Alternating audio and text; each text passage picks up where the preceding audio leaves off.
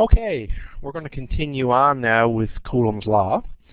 And if you've been following these sessions in order, you know that in Topic 2 we introduced Coulombs Law, and at the same time we looked at some proportionality problems. In other words, what happens to the force if you, for example, double one of the charges, or if you double the distance, or if you do both of them at the same time. Okay, but Coulombs law is useful in that way, but it's also very useful in the form of an equation. And that's what we're going to take a look at in this session.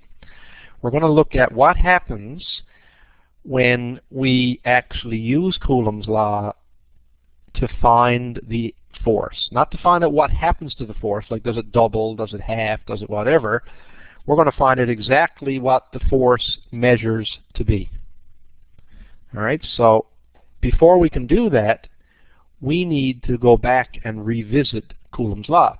So Coulombs law, remember, Coulombs law looks like this. That's the proportionality form.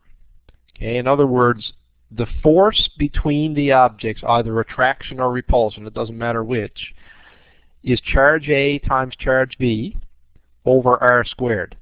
That's the proportion. It's proportional to those things. In other words, it's directly proportional to each of the charges, whatever happens to those, but it's inversely proportional to the square of the distance.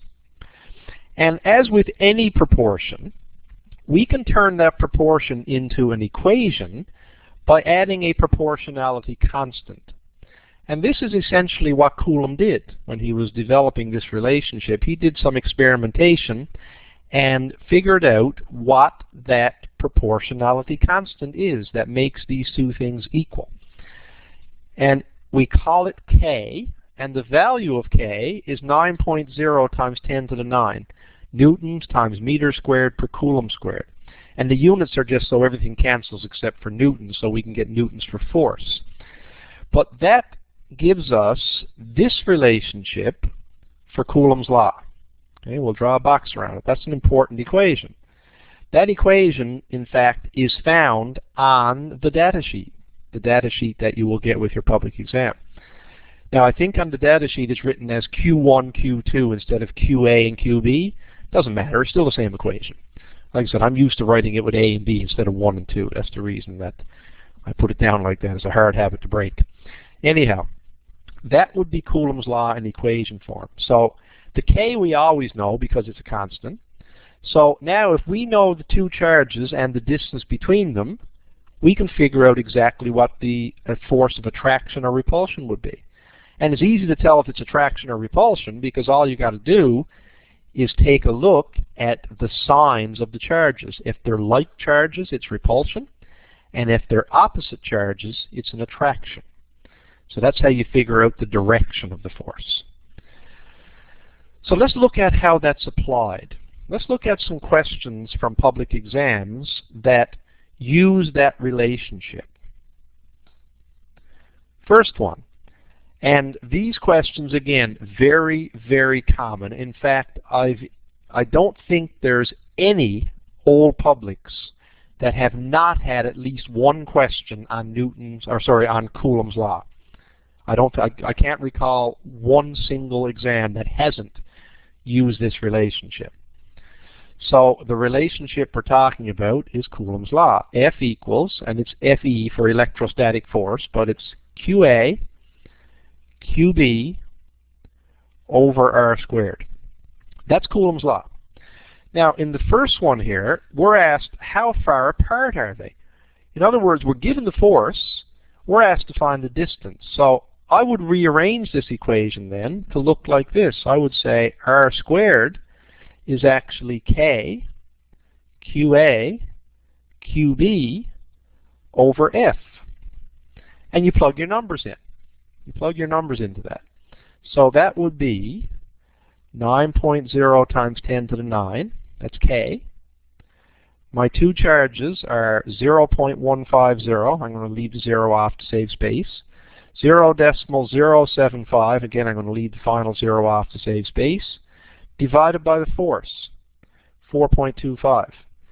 Okay, you do that, and you will get this answer right here.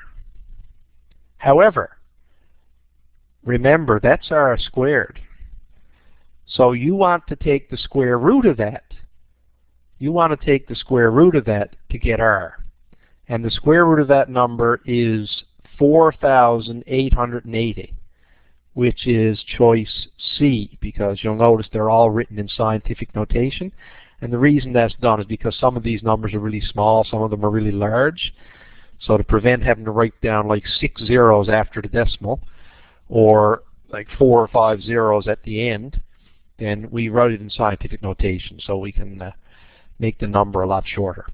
So there's the answer. But like I said, if you forgot to take the square root, you would have gotten choice D. So watch for that, because those are common mistakes. Those are things that are commonly done. But they're commonly done wrong. So you really got to watch it. All right, next one. This time it says, what is the force? So this time we're going to use Coulombs Law in its given form. Okay, QA, QB over r squared. So it's 9 times 10 to the 9. I'm going to drop the 0 again just to save space.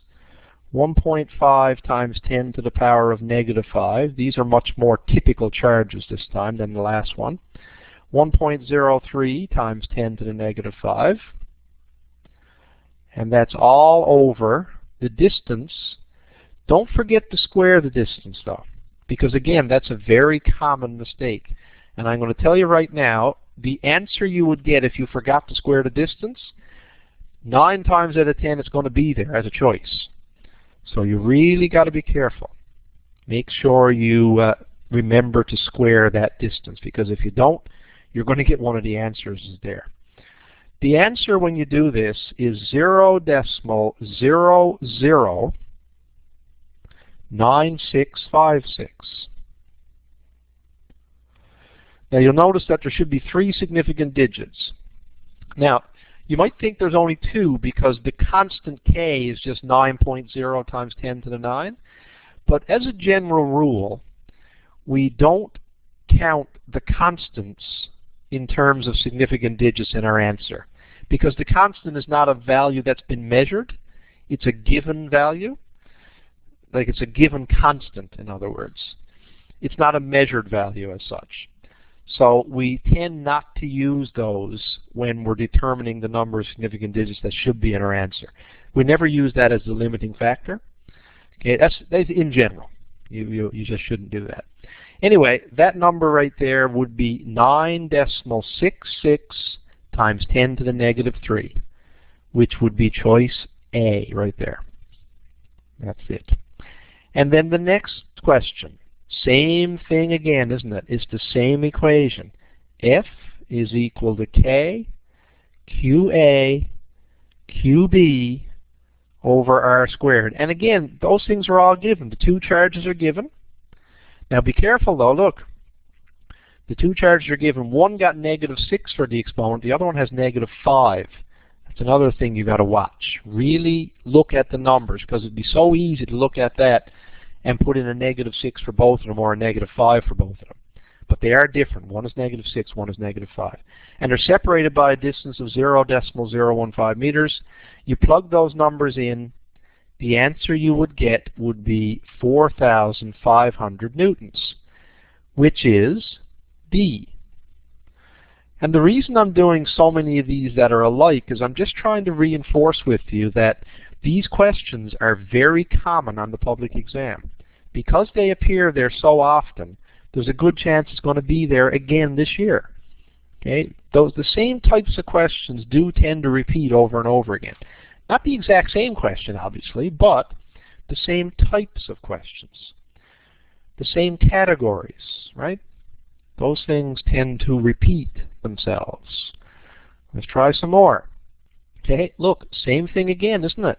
We're given 2 charges. We're given a distance. So again, we use Coulombs Law in the form that it was given to us on the formula sheet, on the data sheet, just like that. When he says Q1, Q2, I know on the data sheet, but same thing. Plug your numbers in. K is a constant. QA and QB are given. This time they are both times 10 to the -6. And your distance is in meters. So you plug those numbers in. and you will get an answer of 0.108, which becomes 1.1 times 10 to the negative 1. There you go, right there. Now if you forget to square the distance, I can guarantee you that number is there somewhere too. Okay, it usually is. And like I said, etc., etc. But those types of questions very common. Now I could have put another 5 or 6 there just like those, because one like that is almost always on there. A pretty straightforward, basic application of Coulombs law. Now there's a couple of things you do have to watch for though. Okay, I'll just make a note here. Watch for units. Okay, watch for units, because in Coulombs law, your charge, Q, needs to be in coulombs, and your distance, R, needs to be in meters. Okay, not microcoulombs, as it's going to be given sometimes. So if it's microcoulombs, you would say times 10 to the negative 6 to change it to coulombs. Okay, sometimes meters are not given, but centimeters are. Okay, if you want to change centimeters to meters, you would divide by 100, because there's 100 centimeters in the meter. Okay, so watch for that, because those are the units that are sometimes given. Now over the last 2-3 years, that hasn't happened very much. It happens occasionally, but it's rare. But you do need to be on the lookout for it. Okay, make sure your charges are given in coulombs and not microcoulombs, because if they are, you need to convert them to coulombs. And like I said, microcoulombs to coulombs, you just say times 10 to the negative 6. And for centimeters to meters, because it has to be in meters, but if you're given it in centimeters, you do have to convert back to meters by dividing by 100. So like I said, watch for those things, because that's a sure way to get it wrong if you're not careful. Let's look at some long answer questions. Typically, when you have a long answer question involving Coulombs law, it will involve 3 charges. 3 charges. So this time, you're asked to calculate the net force on Y. So this guy right here. You want to know the force exerted on Y by X and Z together, because both of them are pushing or pulling on Y. They're both pushing or pulling on Y, because both of them are charged objects and they're exerting a force on each other. So if we want to know the force on Y, what I really have to do here is I have to use Coulombs law twice. I have to use Coulombs law twice. So first of all, here's the force of X on Y. Force of X on Y. So in other words, I'm looking at just X and Y by themselves. Let's pretend that Z is not there for a moment. Let's just do X and Y and see how much force one exerts on the other. So I use just charges X and Y. I use the distance between X and Y, which is 0.10 meters. Don't forget to square it. And I get this value, 1.8. Now, that negative sign, I really want you to be careful with that, because that negative sign can be very misleading. It can be very misleading. That negative sign there does not tell you the direction. And we'll talk about that more in just a second. Then we do the same thing for Z on Y. We ignore X for a minute. And the reason Y is the common one is because we're trying to find the force on Y.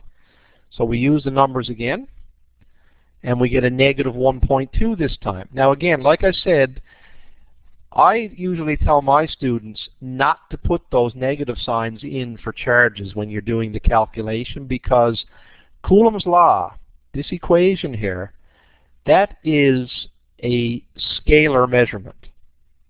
The Coulombs law does not tell you the direction. That's why you're better off leaving those negative signs out. It's very, very dangerous to leave them in there, and I'll tell you why. Because you might look at this and say, oh, negative, that means it's to the left. This one is negative. That's also to the left. But that would be wrong. And here's why. Look up at the 2 charges. X and Y, look at them. One is positive, one is negative. So because they are on-like charges, they attract. They attract. So because they attract, that means that X is pulling Y that way. That is the force of X on Y. It's pulling it to the left. So the left is good for that one. The left is good for that one. But look at look at Y and Z. Again, still opposite. Look, because it's a negative for Y, a positive for Z. There's still, still an attraction there. So if there's still an attraction, that means that Y is being pulled towards Z. So it's kind of like a tug-of-war here. Z is pulling it that way. So the force of Z on Y is actually to the right, even though it was a negative number. So that's why I always tell my students to leave that negative sign out. Don't even put it in the calculation. Because if you do, you're going to get caught saying they're both negative. They're both left. But that negative sign does not indicate direction. You really got to be careful with that. That's why I'm always telling my students to be very cautious about that. So you'll notice what they did here. They said that the 1.2, which was the force of Z on Y, that was a positive. See that? That was a positive. And the reason they made it positive, and whoever did up these solutions, the reason that one was positive is because it's to the right. And then the other one was negative because it was to the left, right? Force of X on Y was pointing to the left. And when you add those two numbers together, or you subtract 1.8 from 1.2, you get negative 0.6. Negative 0.6. So that tells us that the answer is the net force is 0.6 newtons to the left. And I actually left the grading scheme in here. This question on this exam was worth 4 marks. Okay, and this is a typical marking scheme. 1 mark for finding the first force, 1 mark for the second force, 1 mark for combining them correctly to find the answer, including the direction, and the 4th mark for science and communication skills.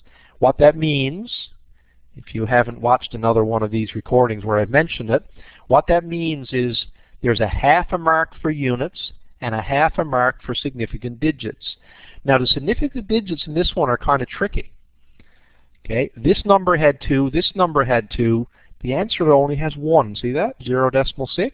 That's because in the last step we had addition or subtraction. And when you add or subtract, the rule is decimal places, not sig figs. So the answer should have 1 decimal place, which is what you ended up with right there. So the correct number of significant digits would actually be 1 place after the decimal, which turns out to be just 1 significant digit. And that actually is right. That actually is correct. Moving on. Sometimes the charges are arranged differently. Like for example, sometimes they're arranged so that they form the vertices of a right triangle.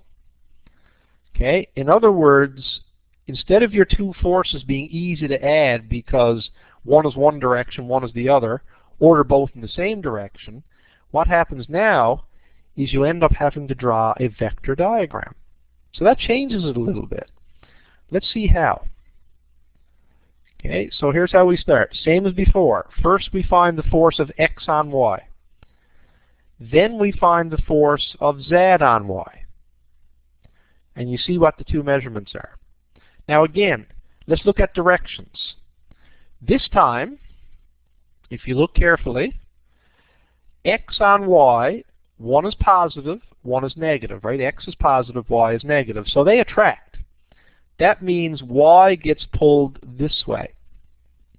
So there's the force of X on Y.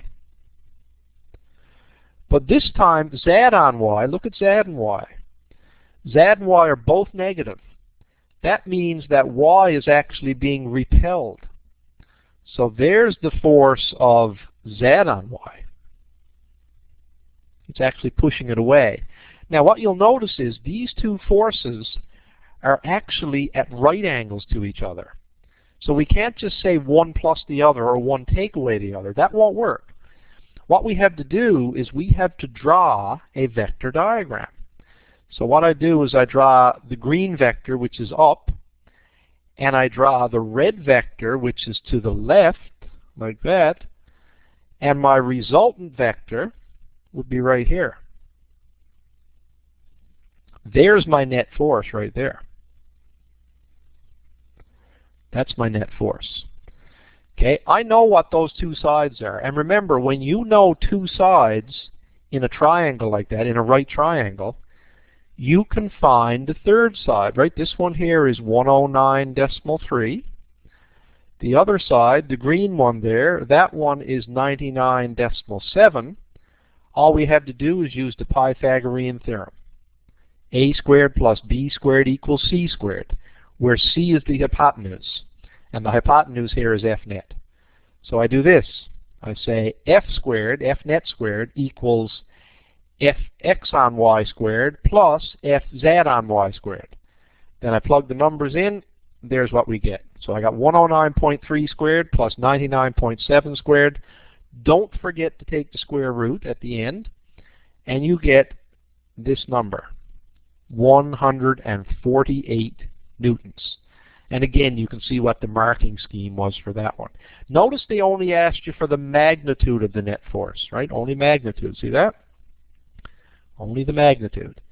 If they asked you to find the net force, then you'd also have to find the direction. So then you would have had to do this. You would have had to go back, find this, find this angle right here, and then once you know the angle, you'd have to put a direction in. Okay? Now sometimes it asks you to do that too, but it usually only asks you for magnitude. Usually. Okay, so those are the two main types of questions you would have to deal with Newton's laws. Okay, let's look at a couple more quick examples.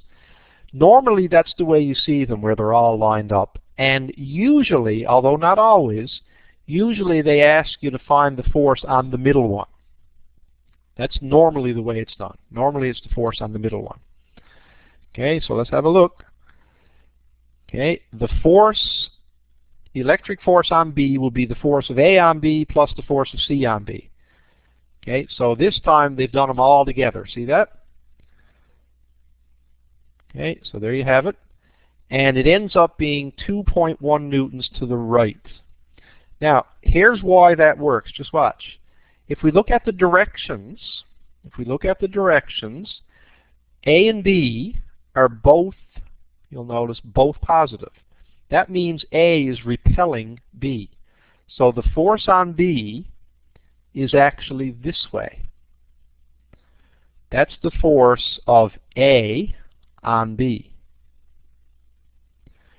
And if you look at B and C, they're oppositely charged, which means they're attracted to each other. So that means B, because B is the one we're trying to find the force on, B is actually being pulled to the right. Okay, so I draw my green arrow that way. That's the force of C on B. They're both to the right. That's why we can just add the two of them together, no negative signs. Add the two of them together, you get a positive 2.1, which does mean 2.1 newtons to the right. To the right. Okay, so there's another example. The hardest part of those is probably determining that direction. But like I said, all you got to do is look at whether it's attraction or repulsion. If it's attraction, then it's being pulled towards the outer one.